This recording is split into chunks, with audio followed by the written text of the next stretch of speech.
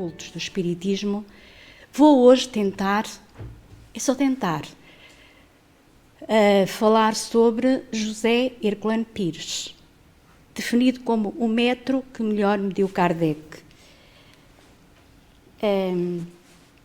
E agradeço esta oportunidade que me foi dada de conviver algum tempo com este ser sereno, calmo, e vão perceber porquê. O metro que realmente melhor mediu Kardec. Quem foi José Herculano Pires? Vamos ver. Era uma vez um jovem carpinteiro que fundou um reino. O mais belo, o mais justo e o mais fascinante de todos os reinos. Seu rei não usava espada, mas espalmava a mão em sinal de bênção e de paz. A paz floria em cada coração e o amor irradiava dos olhos de todas as criaturas, desde os animais até aos homens. Muita gente não acreditava nisto. O reino do jovem carpinteiro parece-lhes um conto de fadas, uma lenda ingênua. E outros perguntam, poderia um carpinteiro fundar um reino? Como não, amigo? Um carpinteiro, um pedreiro, um vendedor ambulante, um lixeiro, um engraxador, todos são homens. E cada homem tem o poder que Deus lhe conferiu de criar o que quiser. Você mesmo pode hoje fundar o seu reino. Ele será de paz ou de guerra, de amor ou de ódio. Será como você o fizer e poderá crescer até abranger os seus domínios sobre a terra inteira. Esta é uma passagem do livro, de um dos livros, porque escreveu muitos, como iremos ver, da autoria de José Herculano Pires, o livro que se chama O Reino. Quem foi? José Herculano Pires nasceu na cidade de Avaré, no estado de São Paulo, em 25 de setembro de 1914 e desencarnou em 9 de março de 79. Filho do farmacêutico José Pires Correia e de uma pianista, Bonina Amaral Simonetti Pires, fez os seus primeiros estudos em Avaré, Itaí e Cerqueira César. A origem do nome Herculano. Porquê? Porque se chamar Herculano? A família Pires, como a maioria das famílias na época, era católica, muito católica. O dia 25 de setembro era dedicado a Santo Herculano. O casal então deu ao filho recém-nascido esse nome, Herculano. Acontece que o tio Franco chegou para conhecer o pimpolho pequenito e soube que lhe tinham dado o nome de Herculano e comentou: Santo Herculano não é um nome muito conhecido. Para reforçar a proteção desse menino, sugiro que juntem ao nome já escolhido um nome popular, o nome de São José. E assim, Herculano tornou-se José Herculano Pires. Ou Herculaninho, como chamavam carinhosamente na infância, passou os primeiros anos da sua vida com muitos problemas de saúde. Aliás, esses problemas acompanharam-no pela vida toda. Contudo, foi uma criança muito feliz, porque o clima e as águas do Rio Novo deram-lhe robustez. Tanto assim é que em 1918 veio a chamada gripe espanhola, tão em voga neste momento também falada, e logo depois a endemia do tifo, da febre tifoide, enfermidades terríveis, mormente naquela época em que os recursos farmacêuticos eram escassos e que ceifaram milhares de vidas. A sua paranormalidade. Embora Herculano Pires tenha passado pela vida sem ser médium propriamente identificado, a sua paranormalidade aflorou bem cedo, pois desde menino tinha visões espirituais bem definidas. Além de vidente, era também um médium audente. Herculano dizia para os amigos que, quando ainda dormia no bercinho, muitas vezes levantava-se e ficava em pé agarrado à grade da caminha a observar os espíritos a passear no interior de sua casa. Não havia somente criaturas desencarnadas, mas também espíritos de pessoas encarnadas. Dizia ter visto muitas vezes o espírito de sua mãe passeando pela casa enquanto o seu corpo físico descansava num outro aposento. Por vezes via espíritos assustadores também e gritava, evidentemente. Há uma evidência confirmada. Quando Herculano tinha 7 ou 8 anos, E foi, como fazia normalmente, brincar na casa do avô materno, um italiano, casado com uma brasileira e que vivia em Avaré. O quintal da casa era enorme e possuía várias mangueiras. Herculano brincava então com alguns amiguinhos naquele espaço muito aprazível. De repente ouviu um estranho estrondo. Olhou para o lado, de onde veio o som esquisito, e notou que uma velhinha vinha em sua direção apressadamente. E ele ficou ali parado, olhando aquela criatura que trajava um vestido que lembrava os vestidos de mulheres idosas estrangeiras. Olhou para baixo e viu que ela calçava umas meias com listras circulares vermelhas e azuis. Os seus sapatos também eram muito estranhos. Entretanto, o espectro entrou no depósito que havia no quintal e, uma vez estando dentro daquele ambiente, a velhinha fechou a porta com tanta força que o barulho da batida fez com que Herculano saísse do transe. E imediatamente correu para o avô, gritando de medo. O avô foi o primeiro a vir ao seu encontro e a seguida veio a avó.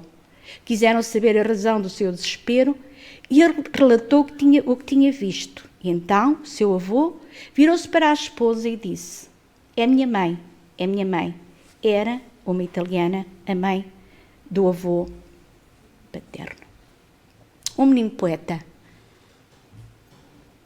Não há dúvida de que José Herculano Pires trouxe de outras vidas um vastíssimo lastro cultural que permeou toda a sua história como jornalista, escritor, conferencista, um lúcido filósofo, entre outras qualidades. Em 1920, o pai, José Pires Correia, em busca de melhorias para a sua família, transferiu a residência do casal para a cidade de Itaí. Herculano tinha então 6 anos de idade.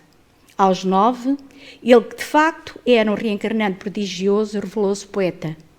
Escreveu um soneto decassílabo que, ao contrário do que muitos possam pensar, é a forma poética mais difícil de ser dominada, demonstrando assim conhecer as leis rígidas da arte poética. O tema escolhido pelo menino Herculano naquela altura foi o Lago São José de Avaré, que era um tema adulto e difícil de trabalhar.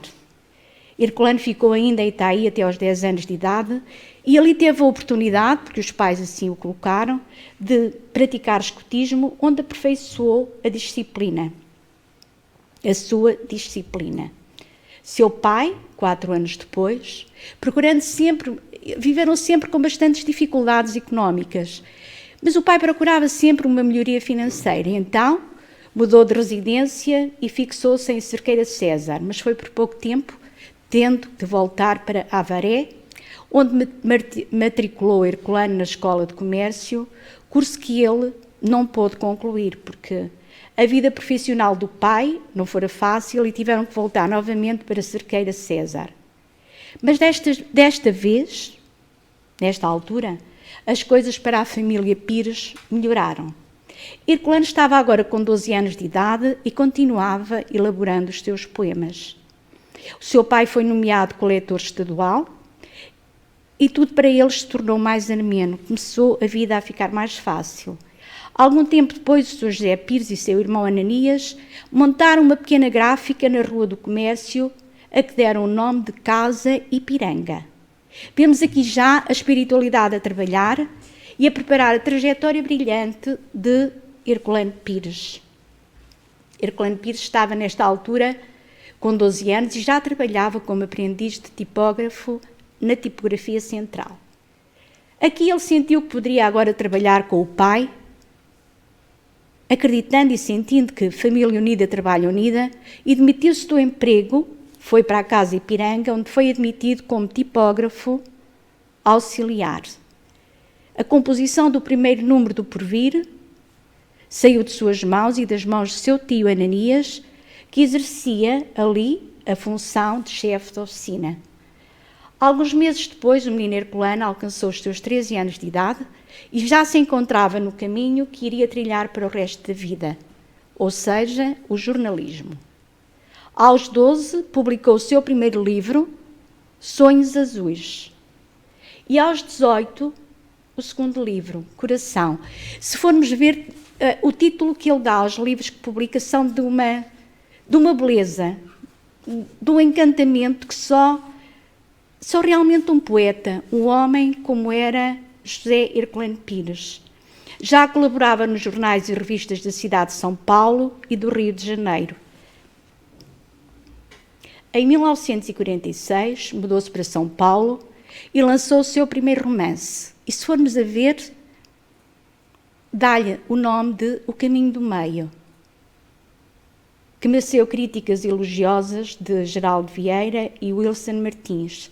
O caminho do meio é o caminho que nós deveríamos trilhar. É o caminho certo, é o caminho da porta estreita.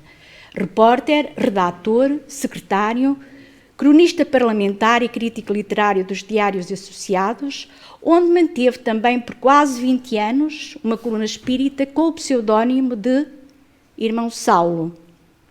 Exerceu estas funções na Rua 7 de Abril por cerca de 30 anos. Em 1958, bacharelou-se em Filosofia na Universidade de São Paulo e pela mesma universidade licenciou-se em Filosofia, tendo publicado uma tese existencial com o título O Ser e a Serenidade.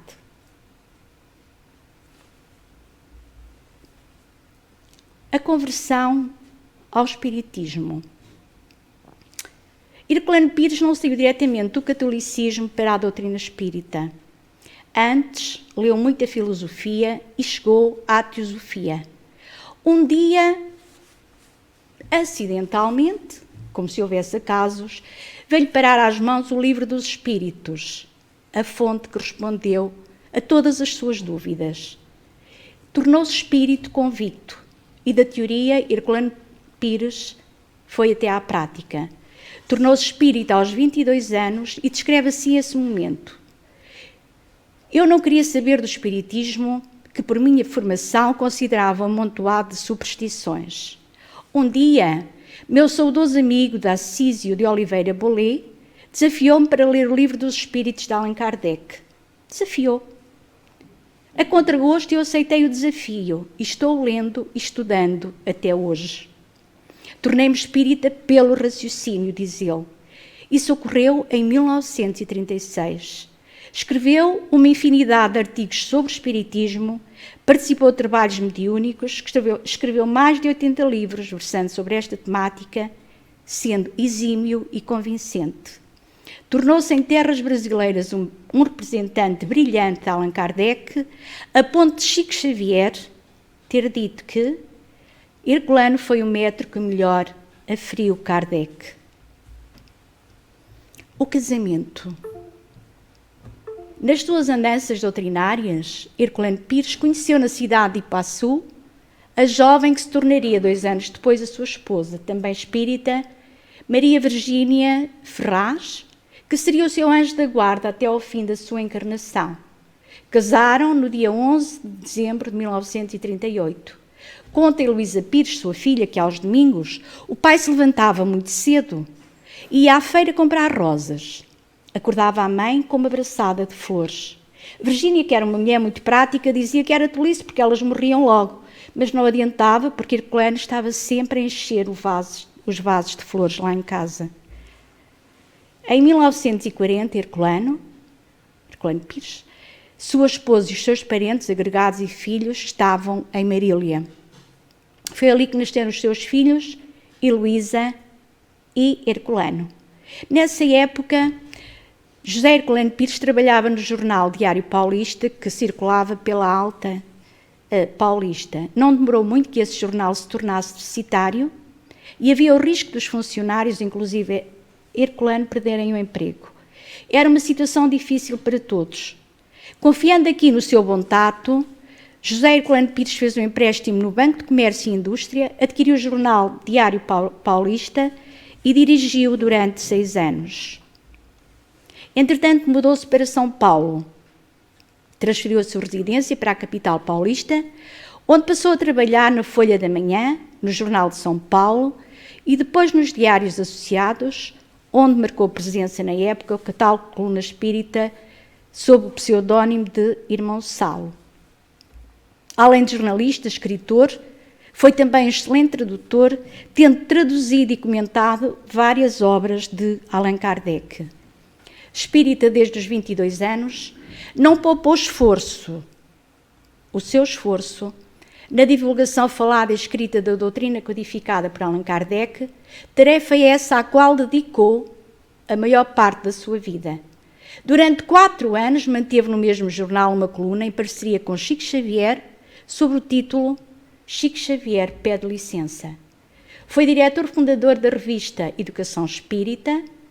Em 1954 publicou Barrabás, que recebeu um prémio do Departamento Municipal de Cultura de São Paulo, constituindo o primeiro volume da trilogia Caminhos do Espírito. Publicou em 1975 Lázaro e com o romance Madalena terminou essa trilogia. A sua grande fidelidade ao pensamento kardeciano. Ele dizia no livro Agonias da Religião que poucas obras revelam uma compreensão tão clara e profunda da natureza orgânica do universo como a codificação. Avançamos, diz ele, para um novo mundo que só o Espiritismo pode modelar, pois só ele revela condições para isso na sua estrutura doutrinária. E mais, no livro Mediunidade, refere que a obra de Kardec é a bússola em que podemos confiar. Essa obra repousa na experiência de Kardec e na sabedoria do Espírito de verdade. Se não confiamos nela, é melhor abandonarmos o Espiritismo. Não há mestres espirituais na Terra, nesta hora de provas, que é semelhante à hora de exames numa escola do mundo. Jesus poderia responder-nos, diante da busca comodista de novos mestres, como Abraão respondeu ao rico da parábola. Porque eu deveria mandar-vos novos mestres, se tendes convosco a codificação e os evangelhos. Há mais serenidade no homem que defende com entusiasmo e calor os seus princípios do que no indivíduo falacioso que procura serenamente as suas evasivas. E é mais sereno o murro de uma verdade dada na mesa do que o palavreado untoso da mentira na boca de um santo de artifício. Escreve ele no capítulo 2 do livro O Ser e a Serenidade. Em 26 de abril de 1935 recebeu a inspiração do que chamou Trilogia do Serenista, ou seja, o amante da serenidade. E vejam, o rosto de José Herculano é um rosto sereno e todo ele passa a sua escrita à volta da serenidade existencial. Em 1965 inseriu no livro da sua tese existencial O Ser e a Serenidade. Acontece que José Herculano Pires, o maior escritor espírita brasileiro, decididamente não se conformava com o que via. De um lado, o espiritismo sendo duramente atacado e, por outro, apaixonadamente defendido.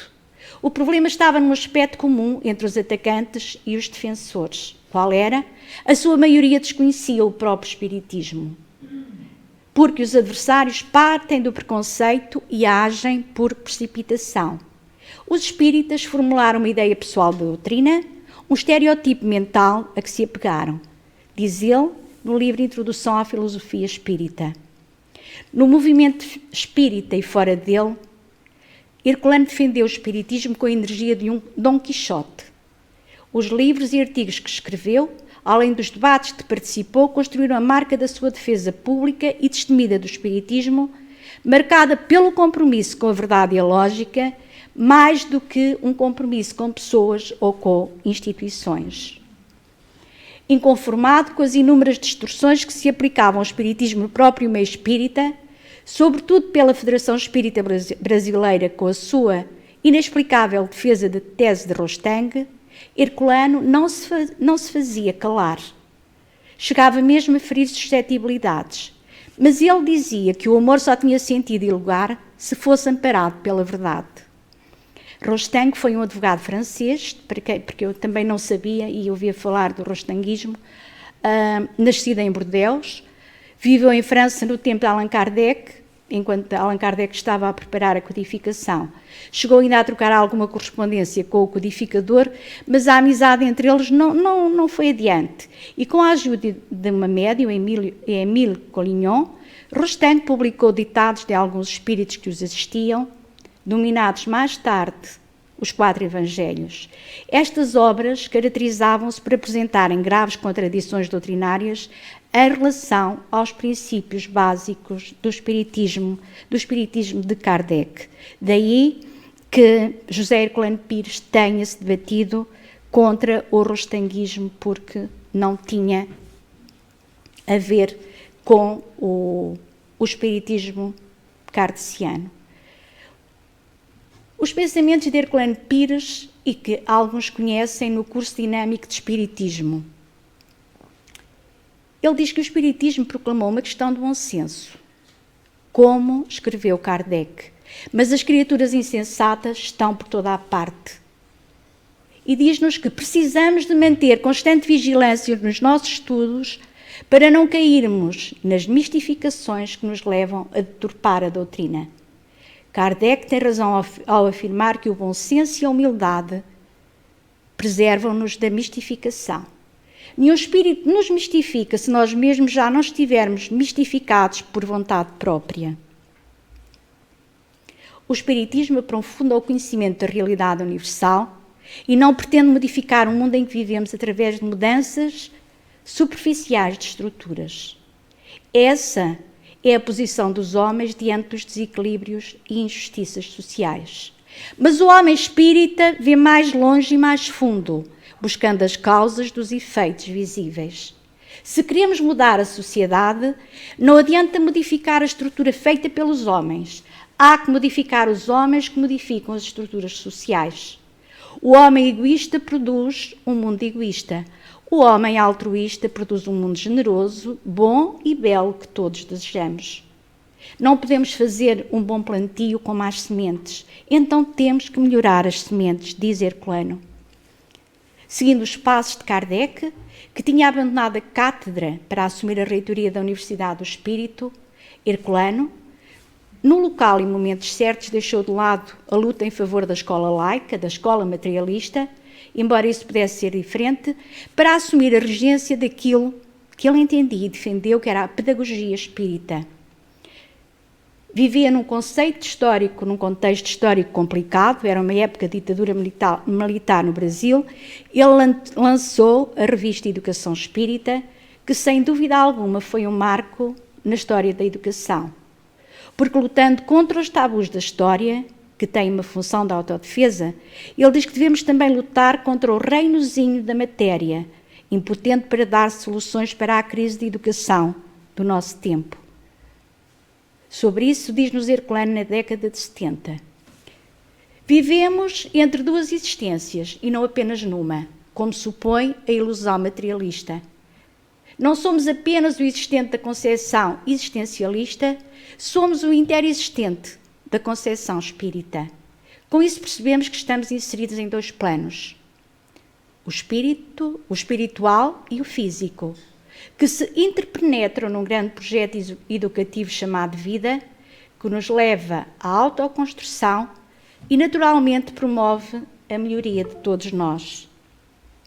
O educando não deve ser visto como uma folha em branco, a ser preenchida numa única existência, mas sim como um ser palingenésico, com uma herança de experiências seculares que devem ser analisadas com muito tato para o bem do próprio educando e da educação.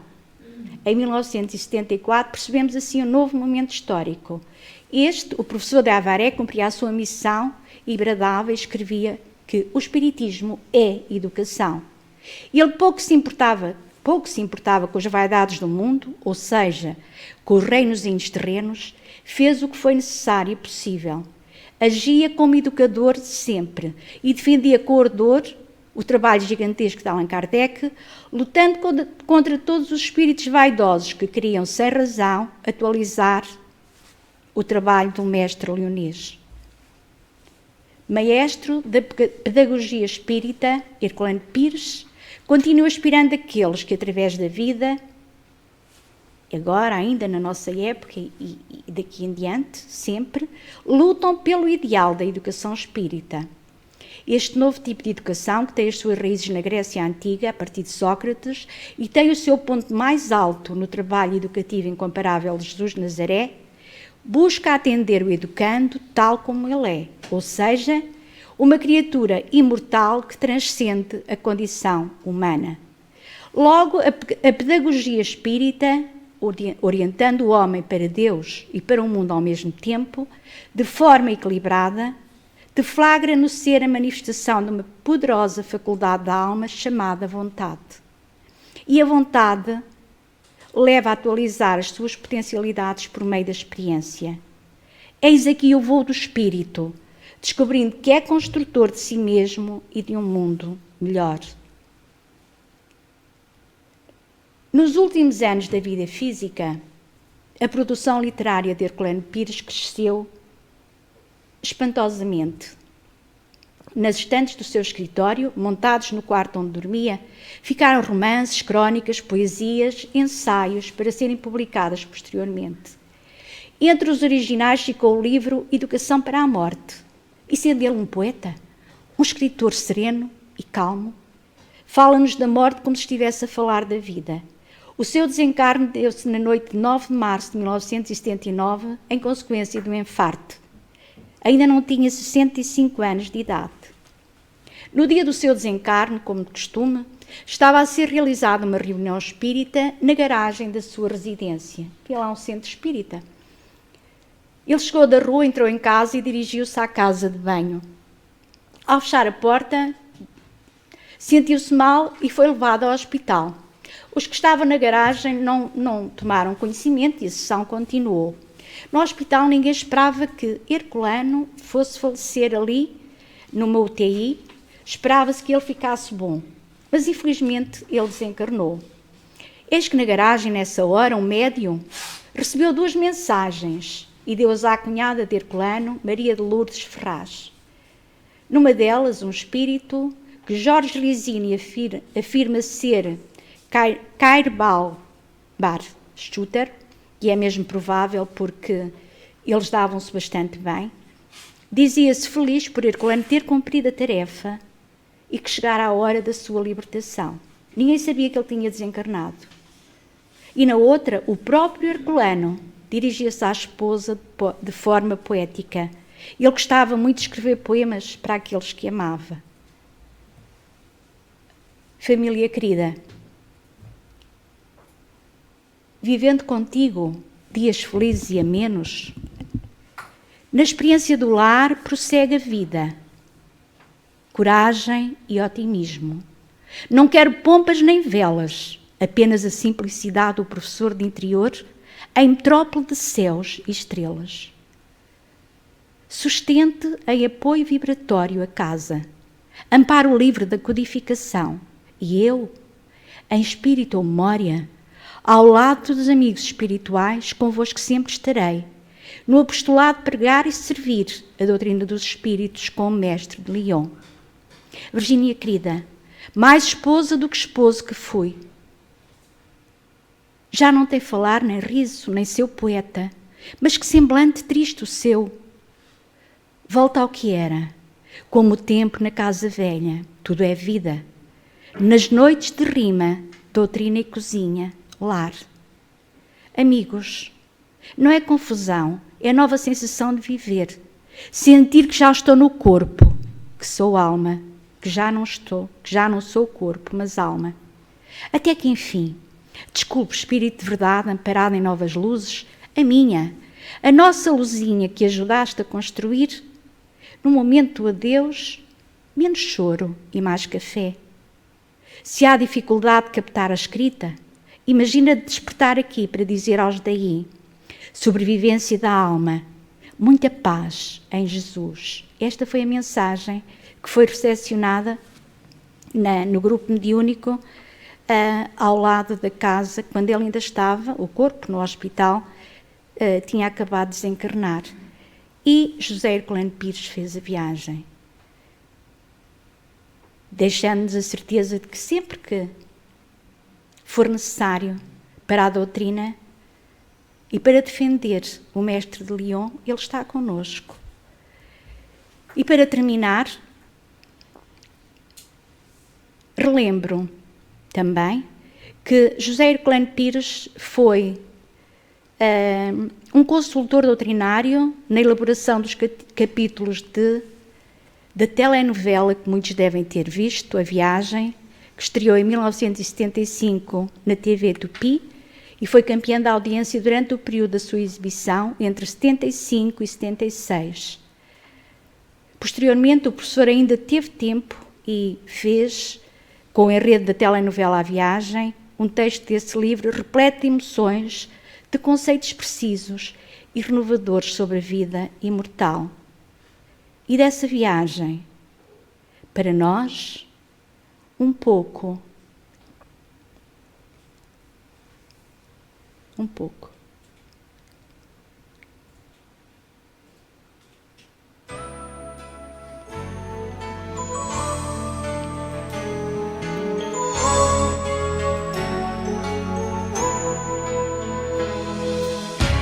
Há tanto tempo que eu deixei você, fui chorando de saudade.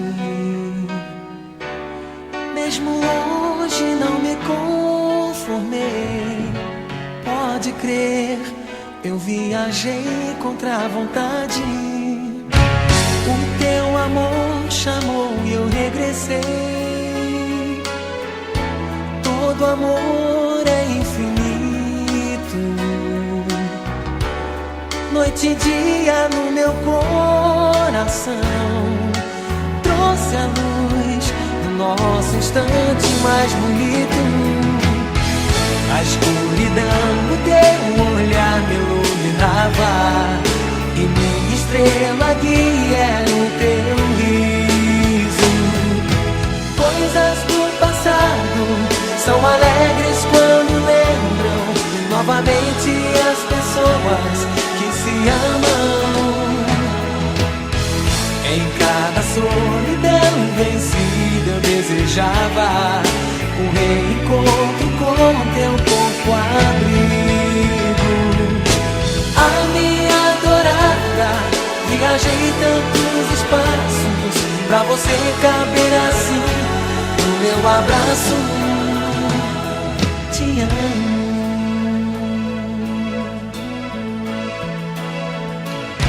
Há tanto tempo que eu deixei você,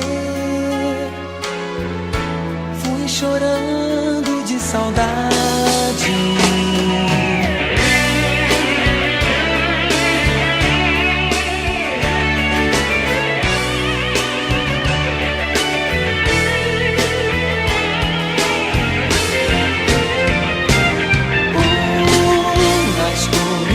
O teu olhar me iluminava, e minha estrela guia era o teu riso. Coisas do passado são alegres quando lembram novamente as pessoas que se amam. Em cada solidão vencida eu desejava um reencontro com teu corpo abrigo. A minha adorada, viajei tantos espaços pra você caber assim no meu abraço. A minha adorada, viajei tantos espaços pra você caber assim no meu abraço. Te amo.